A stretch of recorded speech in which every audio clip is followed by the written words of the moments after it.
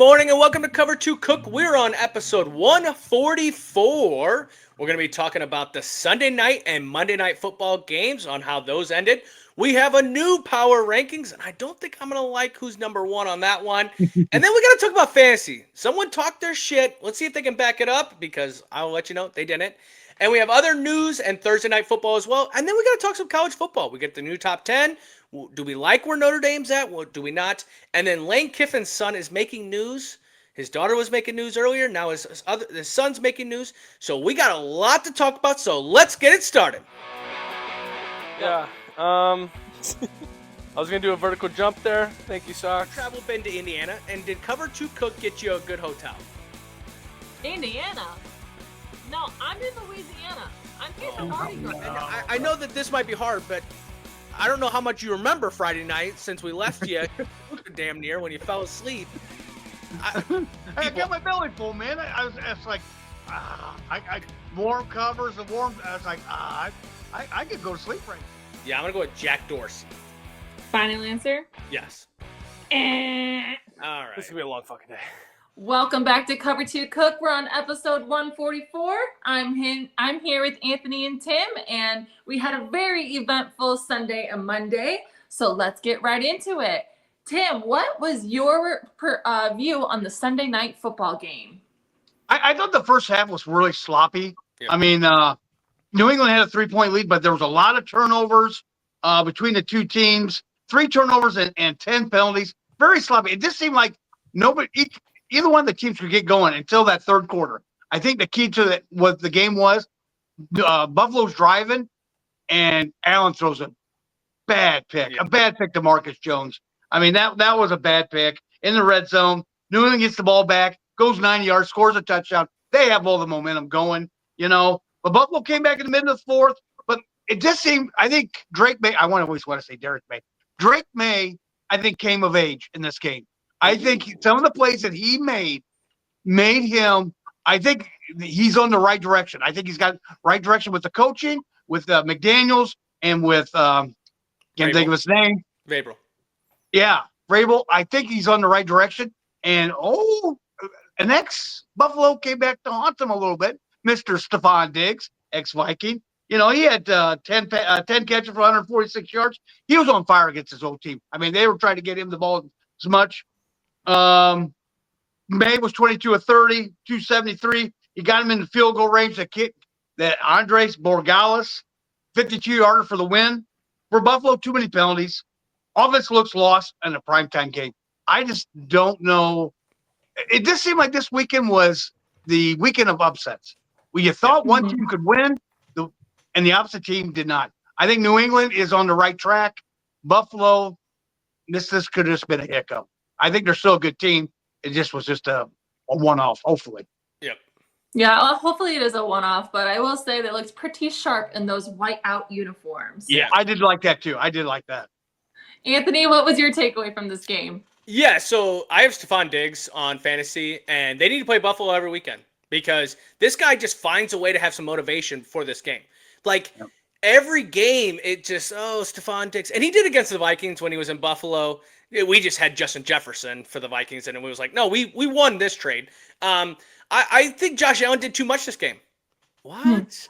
Josh Allen's MVP. I think he did too much. I think he tried to throw the ball down the field too far, doing things where the check down was there. James Cook had 4 points in this game, and I was watching someone's video that's a Buffalo fan, and he was open so many times, but it was only a 5-yard route when Josh Allen wants to throw the 35-yard route. Now, we're also remembering this game, too. Keon Coleman did not play the first drive. He was disciplined. Now, I didn't read why he was disciplined. So when everyone goes on the coach of, he's not the right coach for the Buffalo, but he is. It's just they never know when to make that jump, and I feel like sometimes Josh Allen just needs to take a deep breath and rely on the other players on the team. You said Drake May is coming to a starlight. That throw he threw to Stephon Diggs while he's running to his right was a hell of a throw. I didn't think he got his knee in. He did slide in right before he went out of bounds. That was a hell of a throw. I just think Buffalo thought this game was going to be one of those ones where we'll wake up eventually and just win. And they didn't. And it was like, that can't happen, because that's the shit we see in playoffs that loses you games. You got to come every game, and it's at home. Don't lose at home. You want to lose in New England, that's one thing, but don't lose at home. Right. Well, and I mean, it definitely can't rely on other people to pick you up. Like sometimes you got to pick yourself up to pick someone else up. So, well, and Josh Allen's the heart of Buffalo. right. Right, not even just the Buffalo Bills. He's the heart of Buffalo. And sometimes you just need a little help.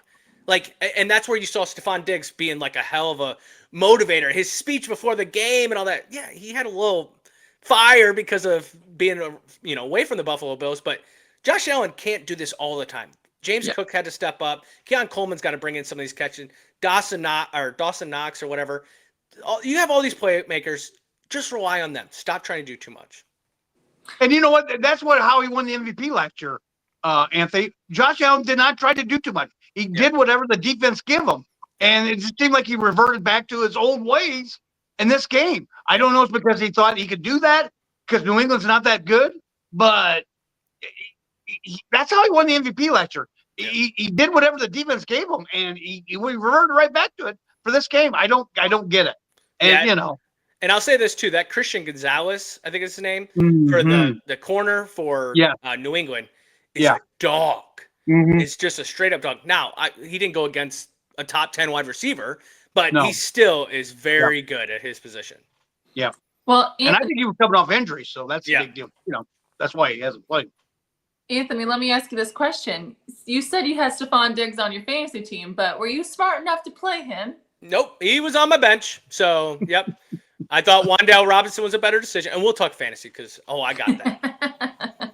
And I believe you also had James Cook. So, well, 4.9 points. There you go. Thank you, Wizard.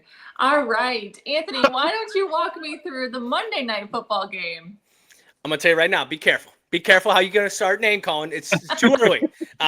No, for Monday night game, you're coming into it. It's Jacksonville and the Duval, and you saw the pregame. They were making fun of the coach, Liam Cohen, and all that stuff.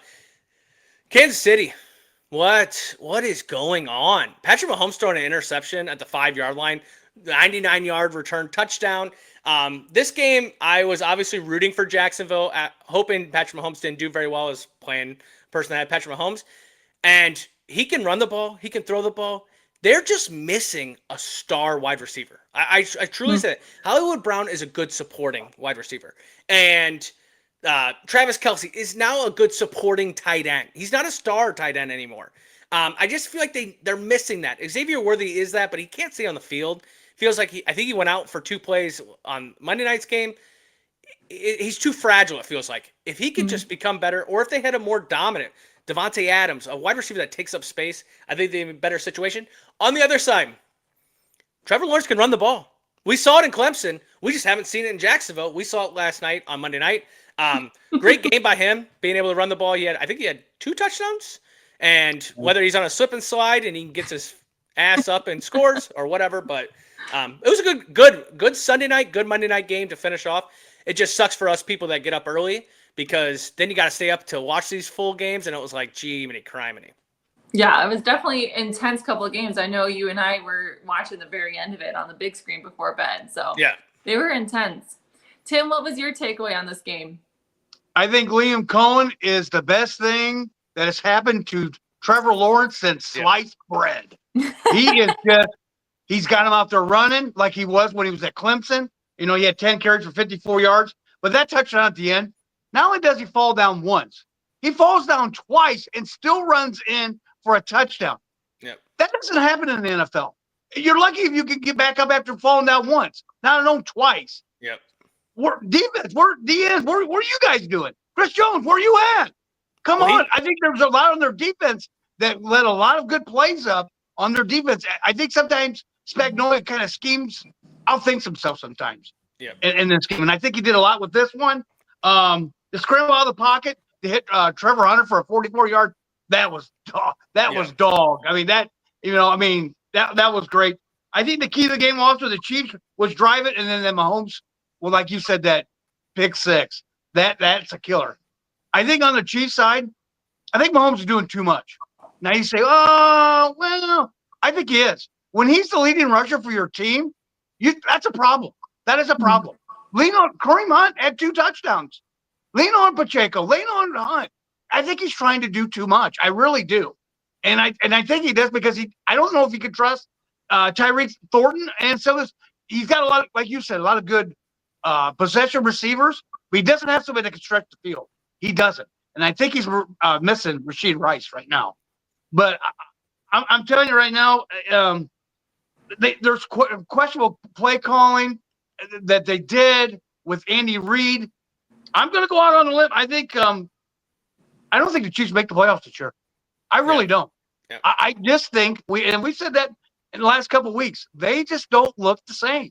Yeah. And if you got to depend on Mahomes to scramble and get the ball down the field, and I mean he still had a hell of a game, but in the key moments of the game, that interception. I mean, if he scores there, if they score there, game's almost over because they have all the momentum. But that pick six, and then it's just. Well, and I'll say this too. I just don't know if they'll make. I don't know. Yeah, I'll say this too. I think they have wide receivers that can stretch the field. I mean, they have 3 guys that can run under 4.3 40s. I mean, they got fast guys. They don't have someone where it's a jump ball can come down with that ball. And that's what they're missing. They're missing that one wide receiver. And, D. Hopkins, they had him last year. D. Hopkins would have been a solid guy to have this year.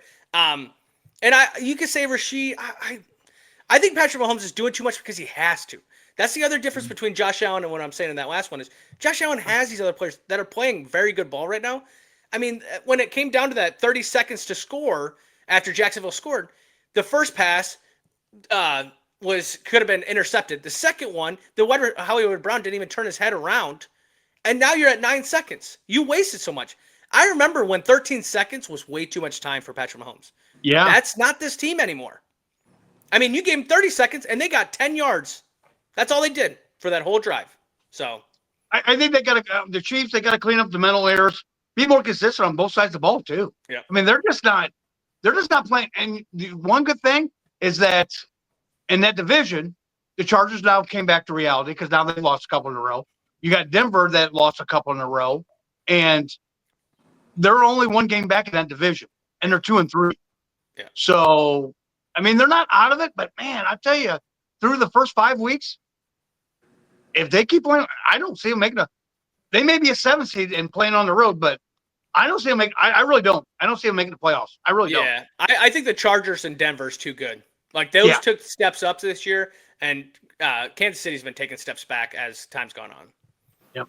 All right, let's move on to the power rankings. Since we were talking about where these other teams might land, let's go over the top 5 now.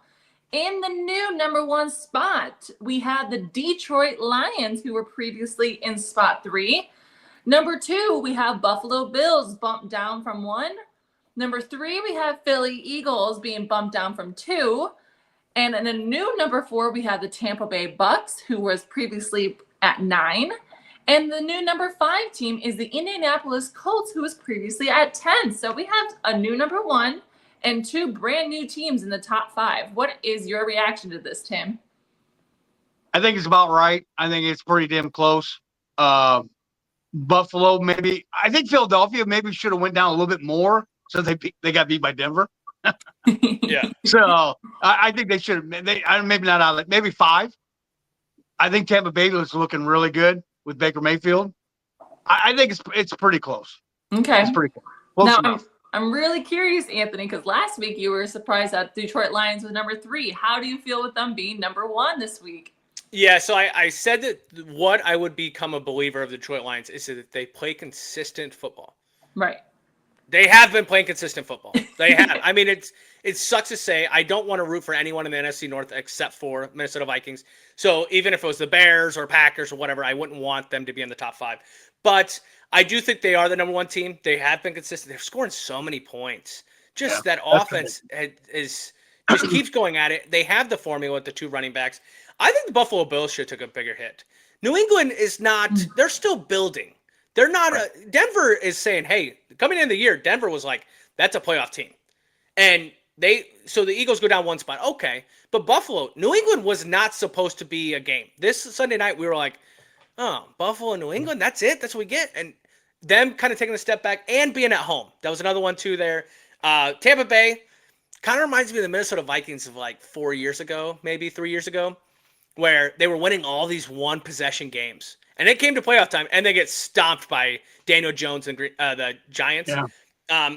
Speaking of Daniel Jones, I think the Colts, I would put them up there with the top 3. I think they're playing good ball. Defense is playing really well with Buckner, and then on this other side you have Jonathan Taylor, just looking like Wisconsin Jonathan Taylor. Like, this is a good team over there. So I think it's a solid 5. The one thing I will say, though, is a little caveat. In 2 weeks, the Bucs and the Lions play each other. Ooh. And I will tell you right now, if that game was going to play tonight, I'm taking the Lions by a mile. By a mile. Wow. And that's a guy that said that I don't believe in the Lions. I don't believe you can keep winning these one-possession games. I I agree. truly don't. And Baker, as much as I love him and want him to keep doing this, you just don't do that. And if you do, it's a miraculous year. It just always finds a way to catch up to you. Hopefully in the regular season, not in the playoffs. All right, that's very interesting. That would be And here's another too. I think Denver should be 5, and I think they would have been 5 had they not getting beat by Indianapolis. Yeah. You remember? Hey, now we just talked about, what is it, 2 weeks last week? Notre Dame has 2 losses by a total of how many points? 4. 4. You know how many total points they've gotten beat in 2 games? 6. 2 last-second field goals. That's it. Or they're 5-0. Yeah. 5-0 and probably right at the top 5. I think the biggest difference from the top 5 and Denver is a solid quarterback. Bo Nix has still been questionable on that. Right. I think when you look at those 5 teams, they have a quarterback that has been very consistent. Yeah, So, I agree. Yep, I agree. But All right. Well, we were teasing it a little bit earlier, but let's go over our fantasy results. Anthony, it was a hot topic this weekend. How did you finish up? yeah, so I call myself the waiver wire wizard, and I still am that, but I ended up losing. So Patrick Mahomes went into Sunday night. I was up so many points. I don't know how many. Patrick Mahomes decides to go off and not just throw for touchdowns, run in for a touchdown as well. Came down to literally the last drive where Trevor Lawrence scores a touchdown with 30 seconds, and I'm like, he cannot. I was up like 0.4. I was like, Pat Mahomes cannot even complete one pass. I just can't have it. So he did to Travis Kelce for 10 yards, and I lost. It's karma because the person I lost to, I beat last year on a last-second field goal. So it is what it is. I'm still in 3rd place. Team still looks good. I got too many players. I don't even know who to play this week. Do I put Stephon Diggs in? Do I go back and put Rashard White in? I got problems because I got 2 good people, so I'm not too worried. Oh, the confidence, that's good. It's good to hear. It's good you still have that on you. Oh, you got to have it. Tim, how did you do this week? Well, I was up by 34 going into last night's game, and the guy that I played, he still had Mahomes and Xavier Worthy. Well, luckily Xavier Worthy, I don't want to wish anything as far as injury. He went out. Yeah. But I also had the guy that was playing against, kind of chirping a little bit. Oh, I'd say 15, 20 minutes into the game, he's texting me saying, how about Kansas City, huh? Go Kansas City. And I said, Duval. Yeah. And then Mahomes threw a touchdown pass to Kelce, and I didn't hear from the rest of the night.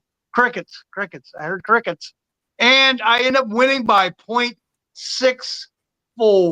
Oh, my God. So next time I see Mr. Derek Littlejohn, I will make sure that I remind him that don't chirp too fast because we got a lot of ball game ahead. Yep. And that's a lot of points in a non-PPR league, too. So, and really, Pat Mahomes was the reason that it got even that close. Not Xavier Worthy. Yes. No, because he had like 5 points. Yeah. Both of you having nail biters. That is just. That is called fantasy football. My team was terrible. I mean, I was. If it wasn't for Stevenson running for 2 touchdowns in the Buffalo game, I mean, he even had a fumble and I still won. Yeah. If I win another one this rest of the year, it'll be a miracle because my team's not very good. And just to give it all to, the person that beat me was number 2 for the amount of points in our fantasy league. I was number 3. I was number 3 and lost. Like, that's just the shit that you got to deal with in fantasy. Yep. All right. Well, let's move into some of the other news in the NFL that I've been hearing about. I've been seeing all over social media about this Mark Sanchez situation. Tim, will you kind of brief us up what's happening with that? Well, I guess it was happening. This happened Saturday morning around 12:30. They have on videotape of Mark Sanchez doing wind sprints in this alley, waiting for this guy to come out. Now, this guy is 67, 69 years old, works for a disposable oil company. Not oil as in crude oil, but vegetable oil. And he was looking to dispose of or pick it up to dispose of it. And Mark Sanchez decided that, no, I got word from the Marriott, because there was two hotels, the Marriott and the Westin, and this was in an alley between the two. And Mark Sanchez said, no, I got word from the manager from the Marriott saying, no, you're not to pick this up. Yours to leave. And I guess he tried to get a hold of this guy, 67 years old, older fella, tried to get a hold of the manager, could not get a hold. And Sanchez decided that he was going to go in the cab of the truck that was going to carry this oil. And the guy said he could smell alcohol on him big time, which if somebody at 12:30 in the morning is doing wind sprints in an alley, he's on something or doing something that probably shouldn't be happening, should be doing. So the guy was fearful for his life, so he started stabbing Mark Sanchez. And I guess there was one innocent bystander that was looking out the window and noticed that they both were taping each other. Like they wanted to get on videotape of what was going on. And finally they got a hold of, I think a bartender called 911 and said, we've got a issue going out in our alley and we need people here now. And now he's Sanchez under arrest. The 67-year-old does not look good. They had photos of him on, I think, TMZ. I mean, he's not in too good of shape. And it's just, what has your parents always told you? My parents, I have told you, nothing good happens after 12 o'clock. So what are you doing, Mark said? If this is true, which if it's, they've got videotape on it. The Marriott's was really good. The Westin's wasn't very good, but it shows him in the cab going after this guy. If he becomes convicted, I don't see him being on any programming for anybody on sports for a long, long time. Yep. No, I mean even something like this will carry with you, so it's kind of a steal deal in that sense too. Anthony, what are your thoughts? Yeah, and I just want to reiterate, it's allegedly. Everything's allegedly. Whether there's video or whatever, it's all allegedly. Yeah, he wasn't just drinking. Let's be 100% honest. Like that anger and that's the way that they were saying he was. No. He had been tripping over himself. I think there was a little bit of extracurricular activities as well that include, because what are you doing? I mean, what at 12:30 now makes you need to be the power of what this person is doing? Just get your ass home, knock it off. I mean, I've heard a lot of people say, dust and, what weed or whatever he was doing else because of this situation. Not a good look. Yeah, he will not be announcing any games going forward. ESPN will not touch that. Even Fox News, Fox won't touch this shit. So, yeah. And here's the deal too. I hope that he doesn't use the CTE as his, I have CTE now, that made me do it. I hope he doesn't use that. Yeah, but hold on. Back off on that. I would rather see him use alcohol in that than the CTE. Please don't do that. Yeah, but who knows? How do you know he doesn't have it? So it's nobody knows they have it until it's over. That's the only way you can diagnose it is by being dead. So I don't, and I think there's people that have CTE. I do truly believe that.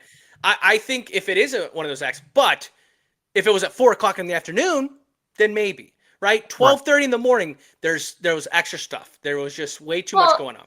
And when I first heard the story, I was like, I don't want to be doing wind sprints at any point of the day. Yeah. Like, why is that the choice?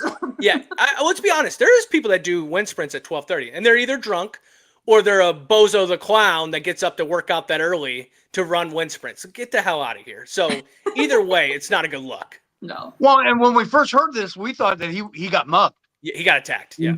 He got attacked. He was walking down the street at 12:30 in the morning, and he got attacked. Then we find out more information on this, and he went looking for it. Yeah. Yes. And this happened in Indianapolis, right? Yes. I've been in Indianapolis.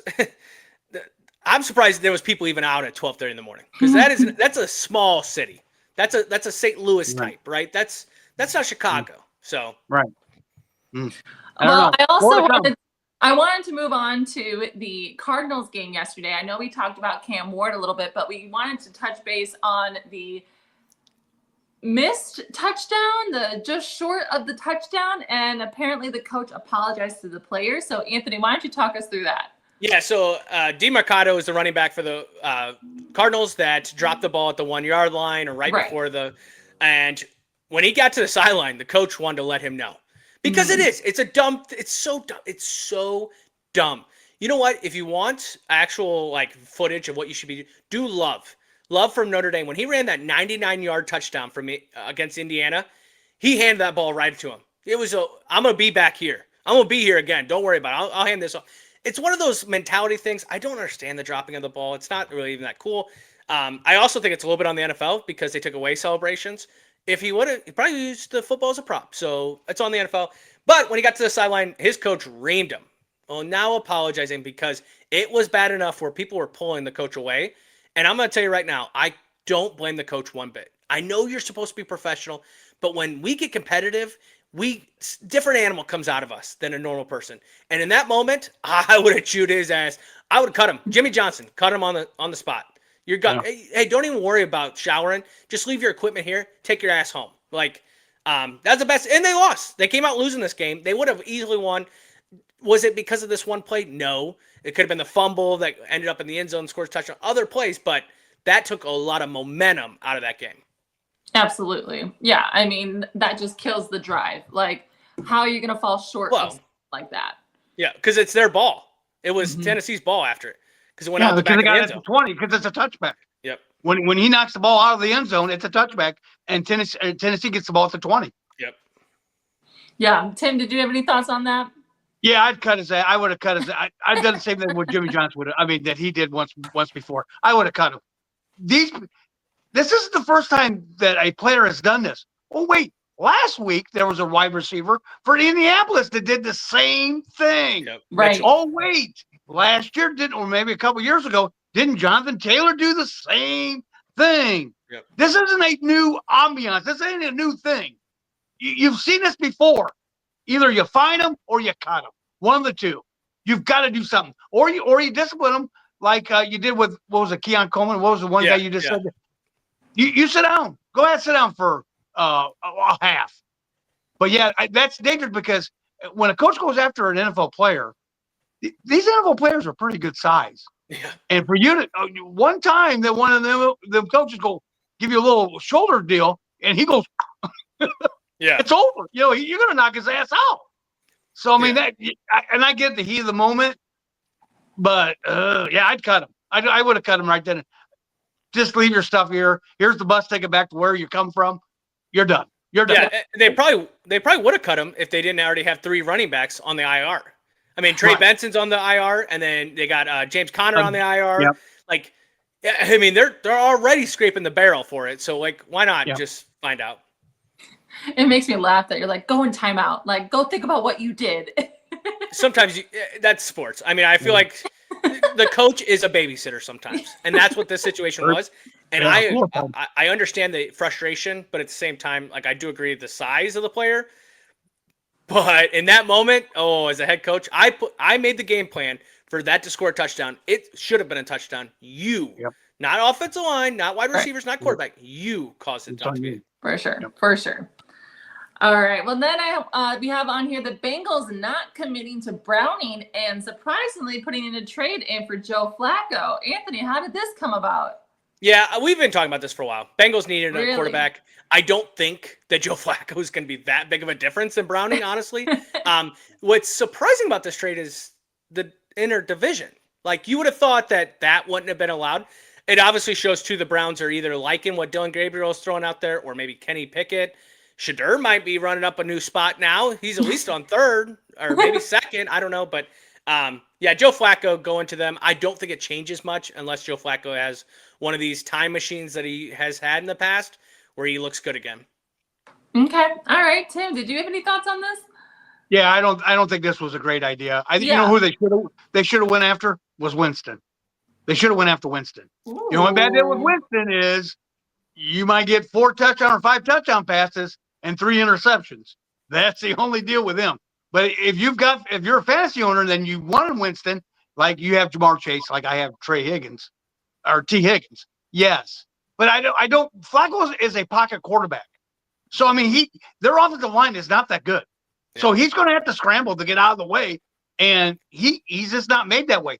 I think they were looking at Winston, but they would have owed him money for next year, I think, and that's not Mike Brown. They don't, because if they release him, they would owe him money. And Mike Brown wants, if I'm going to pay you, you're going to be playing here. Well, next year he ain't going to be playing there because they're going to have Joe Burrow back. Yeah. So, I mean, that's why I don't think they went after Winston. I think the Flacco deal and a 6th round and a 7th round for, a couple players, I just don't see any kind of difference because that offensive line, he's going to be scrambling for his life.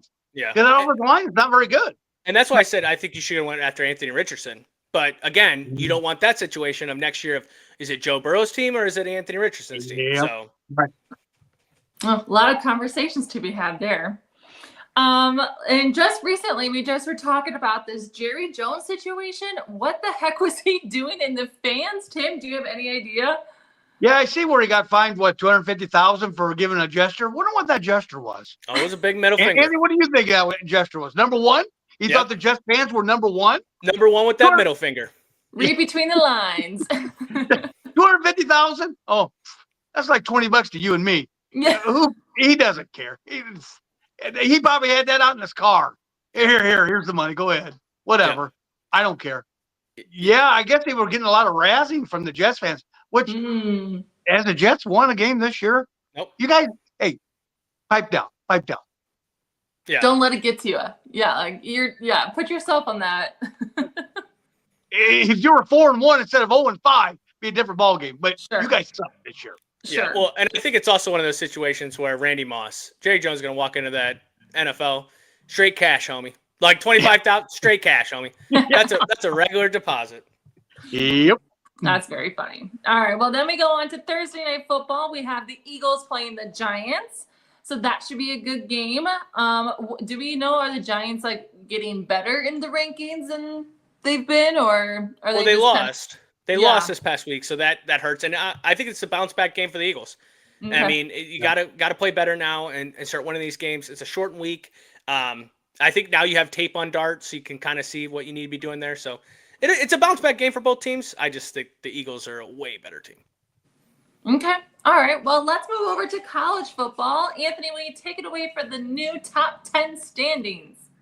Every week we do this, and for some reason, every week I don't have it ready. So, number 1, starting us off, is Ohio State. Now, they stayed at number 1. Number 2 is Miami. They made a jump up from one spot from number 3 last week. Oregon takes one step back. Did they lose? Nope. They just didn't win by enough, I guess. So they go to number 3. Number 4 is Ole Miss. Number 5 is Texas A&M. Number 6 is Oklahoma. Number 7 is Indiana. Number 8 is Alabama. Number 9, Texas Tech. And number 10, Georgia. A lot of SEC at the bottom of that. And just because we got to name it, Notre Dame at number 16. Okay. Tim, what about those surprises you the most?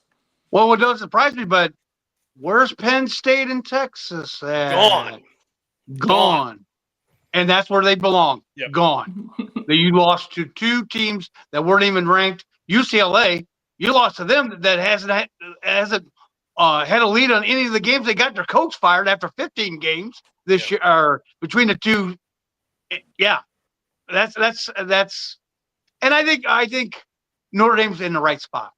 16. They're looking on the outside of the top 12. They're just looking and peeking in.